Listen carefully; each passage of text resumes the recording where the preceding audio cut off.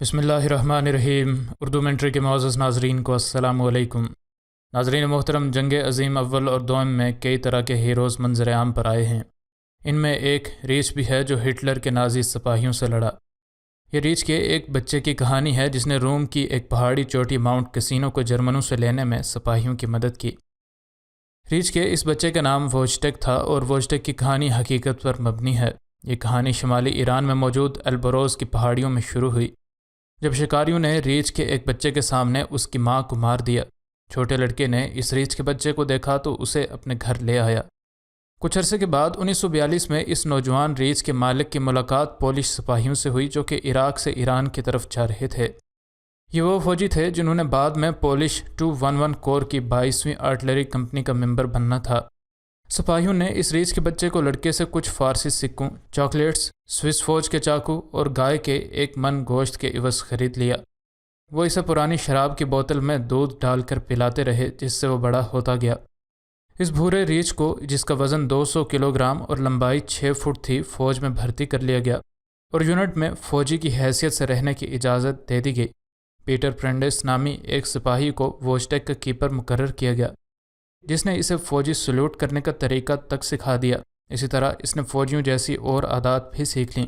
इसकी खुराक भी अक्सर औकात फ़ौज में रहने की वजह से ख़राब हो जाया करती थी, लेकिन जिसामत में बड़ा होने की वजह से इसे कोई असर न होता था। आखिरकार जब इटली में जंग की तरफ जाने का वक्त आया तो बरतानवी हुक्काम की नापसंदीदगी के बावजूद वोजटेक को पुलिस सिपाहियों के साथ पेटी नंबर देकर शामिल कर लिया गया और यूँ पहली बार एक रीच को फ़ौजी नंबर, रैंक और सीरियल नंबर दिया गया।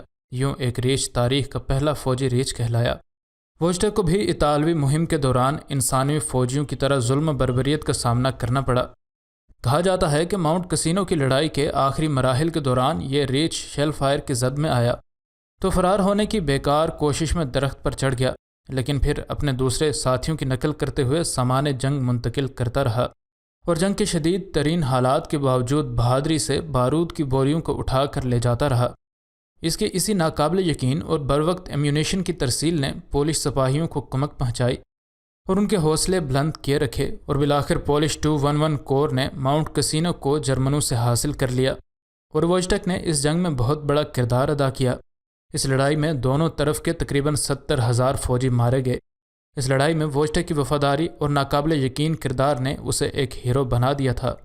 2011 में 86 साला पोलिश सिपाही वोजिक नेर्बेस्की, जिसने 17 साल तक इस रीच के साथ काम किया था, उसने BBC को बताया कि मुझे लड़ाई के दौरान ऐसा लगता रहा जैसे वो कोई मेरा बड़ा भाई हो। जंग के इन दुश्वार गुजार दिनों के दौरान वोजटेक की मौजूदगी हमारे लिए बहुत ज़रूरी थी। जंग के बाद वोजटेक के फ़ौजी साथियों ने उसकी हिफाजत की और उसका ख्याल रखते रहे। बाद में उसे चिड़ियाघर में भेज दिया गया जहां वो 21 साल तक जिंदा रहा और आखिरकार 1963 में यहीं पर कुदरती मौत मरा। स्कॉटिश और पोलिश लोगों को इससे इतना प्यार हो गया था कि उन्होंने 3 अरब लागत से वेस्ट प्रिंसेस स्ट्रीट गार्डन्स में वोजटेक का कांसी का मुजस्मा बनवाया, जिसका इफ्तिताह मिस्टर नार्बेस्की ने खुद किया। नाज़रीन गिरामी, ये सच है कि जो कौमें अपने हीरोज़ को याद रखती हैं वही उरूज पाती हैं। कहा जाता है कि वोजटेक जब भी चिड़ियाघर में पोलिश ज़बान या लहजा सुनता तो सिपाहियों की तरह अपनी पिछली टांगों पर खड़ा हो जाता और पाँव को लहराता, गोया वो फौजी सलूट पेश कर रहा हो। मज़ीद नई वीडियोज़ के लिए हमारे चैनल को सब्सक्राइब कर लें। वीडियो पसंद आने की सूरत में वीडियो को लाइक और शेयर ज़रूर करें।